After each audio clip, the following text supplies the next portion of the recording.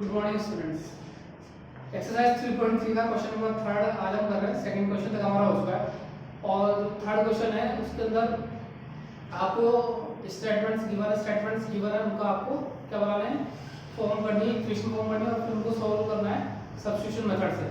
Substitution method से solve करना तो सभी को लगभग आ ही गया होगा, तो हम कर सकते हैं। उसके बस इक्वेशन फॉर्म करना है ढंग से, वो देखेंगे थोड़ा सा स्टेटमेंट क्या क्या गिवन है। जैसे फर्स्ट क्वेश्चन जो है थर्ड क्वेश्चन का फर्स्ट पार्ट जो है वो क्वेश्चन है the difference between two numbers is 26। दो नंबर्स के बीच का डिफरेंस 26 है and one number is 3 time का अदर, जबकि एक नंबर दूसरे का 3 गुना है। तो उन नंबर्स को पता करना है आपको। तो हम क्या कर रहे हैं, मान लेते हैं हम कि वो जो रिक्वायर्ड नंबर है वो x और y है, जहां पे x जो है y से बड़ा है। ऐसा लिखना इसलिए जरूरी है क्योंकि एक नंबर दूसरे का 3 गुना है, एक बात तो ये भी, और दूसरी बात दोनों का डिफरेंस दैट मींस एक बड़े नंबर में से अगर छोटा नंबर माइनस करेंगे तो 26 आना चाहिए। तो हमने मान लिया कि x और y है दो नंबर जहां पे x y से बड़ा है। पहला केस जो ले रहा है हमको ले रहा है कि difference between two numbers is 26। दो नंबर्स के बीच का डिफरेंस 26 है, यानी कि x minus y equals to 26। x बड़ा था y से, इसलिए दोनों का डिफरेंस 26 हो गया। ये equation number first. One number second case जो है वन नंबर इज 3 टाइम का अदर, एक नंबर दूसरे का 3 गुना है। तो अगर ऐसा हो जाता है तो दूसरे का 3 गुना that means 3 multiply by y है, क्योंकि छोटे नंबर को अगर हम 3 गुना करेंगे तो बड़े नंबर के बराबर आ जाएगा, यानी कि x की वैल्यू आ गई 3y। ये इक्वेशन नंबर सेकंड हो गया आपके पास। अब आपको सब्स्टिट्यूशन मेथड लगाना है, तो आप क्या करेंगे कि x की जो वैल्यू आई है x 3y वो पुट कर देते हैं इक्वेशन नंबर फर्स्ट में। Now put in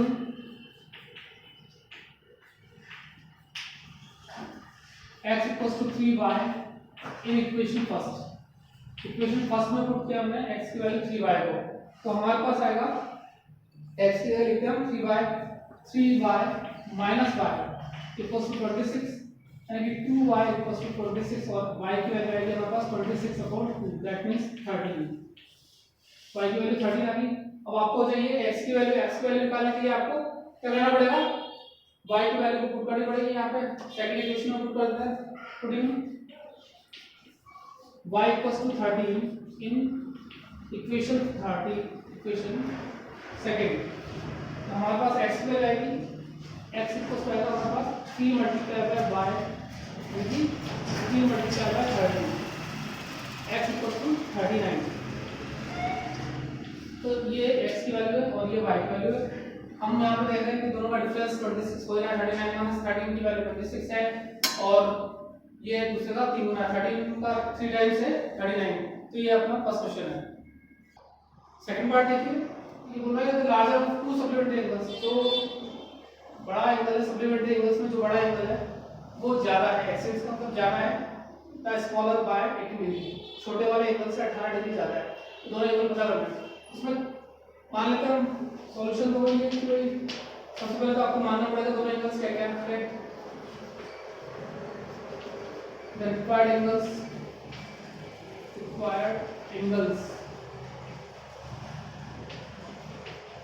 are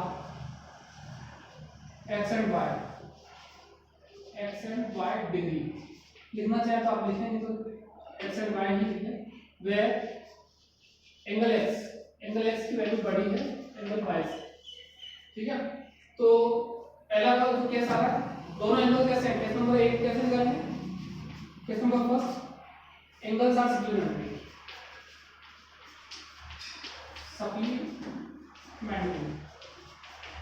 that means supplementary होने का क्या मतलब, दोनों एंगल्स का सम कितना होना चाहिए 180 डिग्री। ये आपका इक्वेशन नंबर फर्स्ट।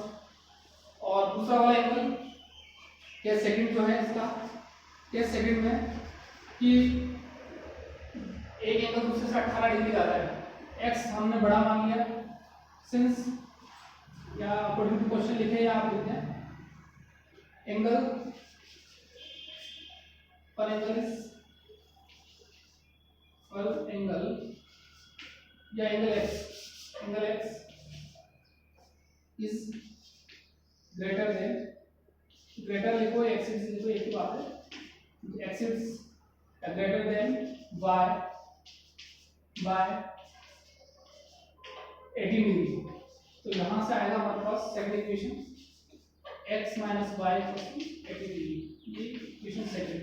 तो इसी भी इक्वेशन से x की वैल्यू कैलकुलेट करिए, फ्रॉम सेकंड हमने लिया from second x equals to आएगा 18 प्लस y। ये इक्वेशन थर्ड, इसी को पुट कर दिया फर्स्ट इक्वेशन में, putting the value of x in first, putting the value of x in first में पुट किया हमने, तो आएगा हमारे पास 18 प्लस y इक्वल्स टू 180, तो ये आएगा 18 प्लस 2y इक्वल्स टू 180 और 2y इक्वल्स टू 180 माइनस 18, यानी कि y की वैल्यू है हमारे पास 162 अपॉन 81 डिग्री। ठीक है, y की वैल्यू 81 डिग्री है। अब इसमें पुट कर दीजिए इक्वेशन नंबर थर्ड में, तो x की वैल्यू आ जाएगी हमारे पास 99 डिग्री। ठीक है, इस तरह से आपको खुद को करना है, x की वैल्यू खुद करनी है आपको। इसके बाद आता है क्वेश्चन नंबर थर्ड पे। हाँ, इसका क्वेश्चन नंबर थर्ड पार्ट है, थर्ड क्वेश्चन का थर्ड पार्ट है। The coach of a cricket team buys 7 bats and 6 balls for ₹3800. Later she buys 3 bats and 5 balls for ₹1750 और इनकी कॉस्ट पता करनी बैट और बॉल की। तो हम यहां से स्टार्ट करें, जो पता करना है कॉस्ट। मान लेते हैं उनकी कॉस्ट एक बैट एंड अ बॉल एक बॉल की जो कीमत है वो ₹x और दूसरे की y है, यानी कि बैट अगर पहले आ गया तो बैट की कीमत x रुपीस है और बॉल की कीमत y रुपीस है, रेस्पेक्टिवली लिख दिया हमने। तो बॉल की कीमत y रुपीस है। कैश फर्स्ट जो आ रहा है वो कह रहा है कि 6 बॉल्स और 7 बैट्स और 6 बॉल्स की कीमत, अगर एक बैट की कीमत x रुपए है तो 7 बैट की कितनी होगी 7x और 6 बॉल्स की कीमत कितनी होगी, अगर एक बॉल की कीमत y रुपीस है तो 6 बॉल की कितनी होगी 6y। तो इन दोनों का टोटल सम 3800 के बराबर है। ये आपकी इक्वेशन नंबर फर्स्ट बनती है केस फर्स्ट के अंदर। फिर ये बोल रहा है कि 3 बैट और 5 बॉल की कीमत 1750 है, तो 3 बैट और 3 बैट की कीमत होगी 3x रुपीस, 5 बॉल्स की कीमत होगी 5y और दोनों का सम होगा टोटल 1750 रुपीस। तो x की जो वैल्यू है यहां से इसको सॉल्व कर रहे हैं हम फ्रॉम इक्वेशन सेकंड से x की वैल्यू कैलकुलेट किया हमने, 5y ट्रांसपोज हो जाएगा माइनस 5y हो जाएगा और 3 जो है इधर मल्टीप्लाई में इधर जाकर डिवाइड हो जाएगा। इसको दे दिया हमने इक्वेशन नंबर थर्ड। तो इक्वेशन नंबर थर्ड में x की वैल्यू है, हम पुट कर रहे हैं इक्वेशन नंबर फर्स्ट के अंदर। इक्वेशन नंबर फर्स्ट के हमारे पास 7x + 6y, तो 7 तो अपनी जगह पे ये यहाँ पे 7 इसका जो कोएफिशिएंट है x का वो 7 यहाँ पे, और x की जगह पे हमने लिख दिया 1750 minus 5y upon 3, 1750 minus 5y upon 3। ये x की वैल्यू पुट की हमने प्लस 6y, ये चल रहा है फर्स्ट इक्वेशन में, प्लस 6y = 3800। सॉल्व करने के लिए सबसे पहले ब्रैकेट ओपन करने का तरीका क्या है कि जो कोएफिशिएंट है उससे मल्टीप्लाई किया हमने इसके अंदर, तो 7 से मल्टीप्लाई करेंगे तो आएगा 1250, इसको मल्टीप्लाई करेंगे 1750 को और 7 5 जा 35y अपॉन 3।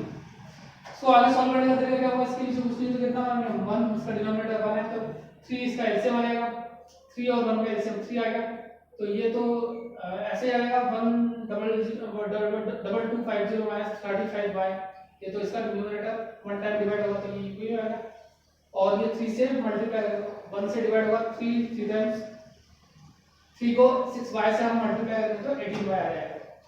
यहां से बचा हमारे पास माइनस का 35y और प्लस का 18y है, तो यहां सब जगह माइनस का 17y, तो बचा माइनस का 17y।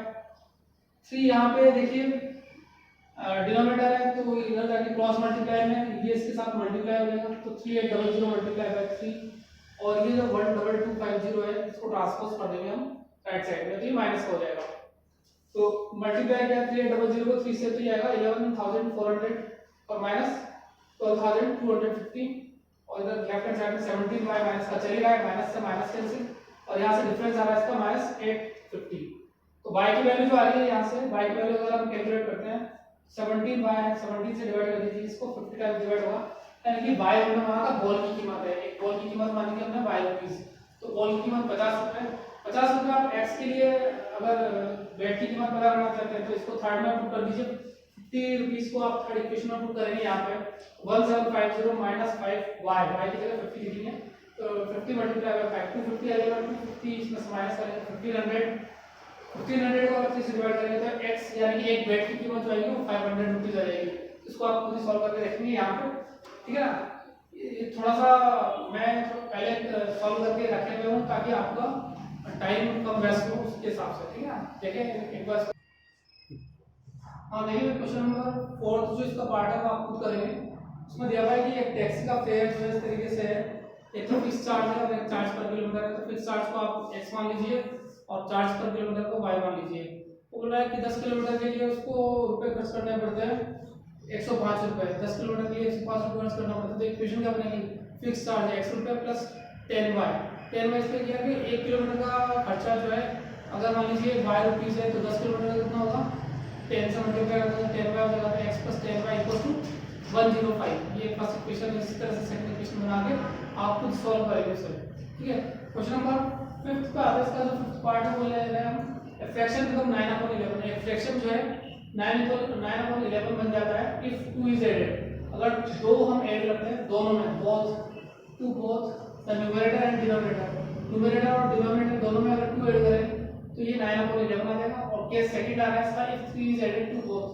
अगर 3 ऐड करें न्यूमरेटर और डिनोमिनेटर में इट बिकम्स 5/6। तो ये 5/6 बन जाता है। फाइंड द फ्रैक्शन, फ्रैक्शन पता करना है। तो हम मान लेते हैं इसके न्यूमरेटर और डिनोमिनेटर दोनों को मान लिया हमने x और y है।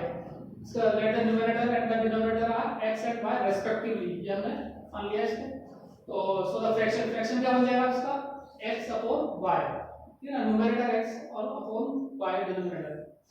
केस फर्स्ट में था कि दोनों के अंदर न्यूमरेटर और डिनोमिनेटर में दोनों में 2 ऐड करेंगे तो ये 9/11 बन जाएगा। तो हमारे पास केस फर्स्ट से हमारे पास इक्वेशन बन रही है। इसके अंदर x में 2 ऐड किया, x + 2, y में 2 ऐड किया, y + 2 और ये बन गया 9/11 के बराबर। अब हम यहाँ पे क्रॉस मल्टीप्लाई कर रहे हैं। क्रॉस मल्टीप्लाई क्या करना है, 11 से x + 2 को मल्टीप्लाई करेंगे तो आएगा 11x + 22 और 9 से y + 2 को करेंगे तो 9y + 18।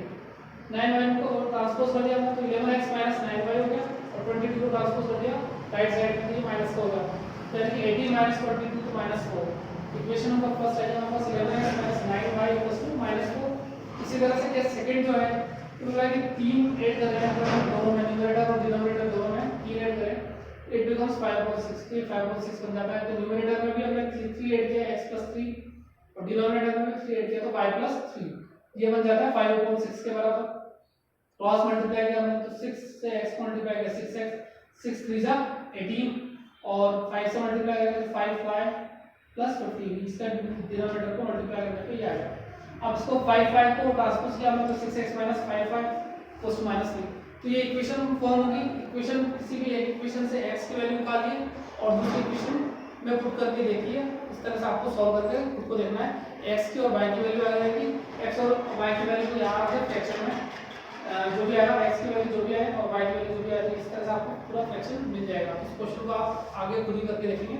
इक्वेशन मैंने फॉर्म कर दी है। क्वेश्चन नंबर 6th पार्ट जो है इसका वो इंपॉर्टेंट है, इसका ध्यान रखें थोड़ा सा। 5 years hence, 5 साल बाद, 5 years का मतलब 5 साल बाद Jacob's age will be 3 times that of sun.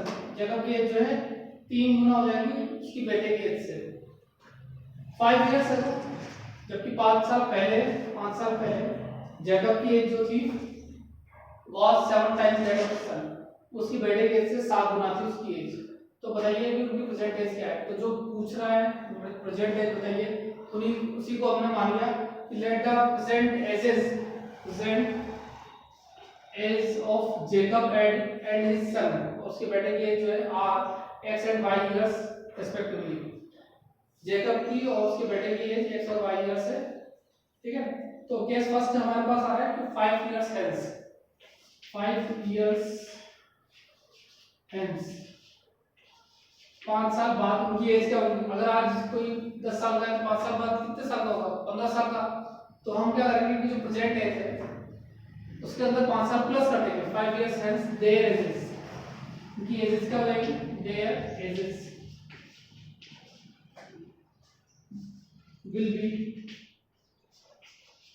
x + 5 and y + 5 years respectively, ठीक है। ये उनकी एजेस होगी। अभी बोल रहा है कि वो 5 साल पहले कितनी थी उनकी एज, जेकब की एज वाज 3 टाइम्स। तो जो जेकब की एज है वो 3 गुना है उसके बेटे की एज के। जेकब की एज x + 5 है यहाँ पे, क्या जेकब की एज यहाँ को हमने x माना है। तो according to the question x plus 5 जो है वो इक्वल होगा कितने गुना के, 3 गुना के। 3 टाइम्स कर देंगे उसकी बेटे की एज को, बेटे की एज है y प्लस 5, उसको 3 गुना कर दिया हमने, तो ये आएगा हमारे पास x plus y equals to bracket open करेंगे तो 3y प्लस 15, 3 से y को मल्टीप्लाई करेंगे, 3 से 5 को करेंगे तो इस तरह से, और फिर 3y को ट्रांसपोज कर दिया तो x minus 3y equals to minus plus 10, ठीक है ना, 15, और ये 5 जो है ट्रांसपोज होकर माइनस हो जाएगा, 15 माइनस 5 दैट इज 10। ये आया हमारे पास इक्वेशन नंबर फर्स्ट। और इसी तरह से केस सेकंड देखें हम, केस सेकंड में केस सेकंड आ रहा है कि 5 साल पहले 5 years ago 5 साल पहले की दोनों की एज निकाली है। 5 years ago their ages were जो थी उनकी एज वो कितनी होगी, x माइनस 5। अगर कोई आज 5 साल का है 10 साल का है तो 5 साल पहले कितना था, 5 साल पहले था, 5 माइनस कर देंगे x माइनस 5 और and y minus 5। Present age में से पहले तो उनकी प्रेजेंट एज में से 5 साल माइनस कर दिए तो 5 साल पहले की एज आ गई। अब वो कितने गुना था, 7 टाइम्स था। तो जेकब की एज जो है अकॉर्डिंग टू क्वेश्चन डाला, जेकब की एज जो है 5 साल पहले उसकी एज की, किसकी, उसके बेटे की एज की 7 गुना है, 7 times of his son's as.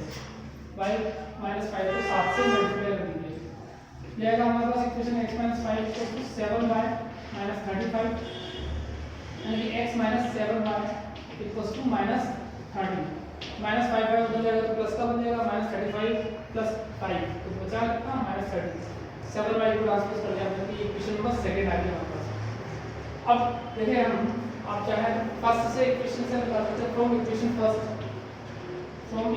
First x की वैल्यू आ जाएगा हमारे पास 3y को ट्रांसपोज कर दिया हमने तो x इक्वल्स टू आएगा 10 प्लस 3y। ये इक्वेशन नंबर थर्ड हमने नंबर डाला इसको, इक्वेशन नंबर थर्ड। अब ये जो इक्वेशन नंबर थर्ड है इससे x की वैल्यू को हम सेकंड में पुट कर रहे हैं, putting the value of x, putting the value of x in second. x की जो वैल्यू आई है 10 प्लस 3y को हम सेकंड इक्वेशन में पुट करते हैं, तो ये आएगा हमारे पास 10 plus 3y minus 7y equal to minus 30। x की जगह हमने लिखा है 10 प्लस 3y, माइनस का 7y ऑलरेडी हो गया, तो यहाँ से जो रिमाइंडर बचा है वो क्या है, 3y प्लस का माइनस का 7y तो बचा माइनस का 4y, और 10 को इधर प्लस का राइट हैंड साइड में जाके माइनस का हो जाएगा, तो माइनस 30 माइनस 10, यानी कि minus 4 equals to 4y equals to minus का 40, और y की वैल्यू जो आ रही है यहाँ से आएगी हमारे पास माइनस से माइनस कैंसिल, y की वैल्यू आएगी 40/4, दैट मींस 10 इयर्स, ठीक है। y की वैल्यू 10 इयर्स, y की वैल्यू हमने मान लिया, y जो एज मानी थी हमने, किसकी एज मानी थी, उसके बेटे की, तो बेटे की एज है 10 साल। अब इसमें वैल्यू पुट कर दीजिए थर्ड इक्वेशन में, y की वैल्यू 10 पुट कर दीजिए, तो x की वैल्यू आएगी हमारे पास, putting y equals to 10 in third equation में पुट करना है, तो डायरेक्ट x की वैल्यू आएगी हमारे पास 10 प्लस 3 मल्टीप्लाई बाय y की वैल्यू 10, यानी कि 10 प्लस 30 कितने साल की, 40 साल, यानी कि जो जेकब है उसकी एज 40 साल है और उसके बेटे की एज 10 साल है। इस तरह से आपको क्वेश्चन करते देखना है। थर्ड क्वेश्चन में अगर कोई प्रॉब्लम आए तो मेरे व्हाट्सएप नंबर पे पूछे, या किए हुए क्वेश्चन में अगर कोई प्रॉब्लम आती है कैलकुलेशन में तो भी मेरे व्हाट्सएप नंबर पे पूछ सकते हैं आप, ठीक है, ओके।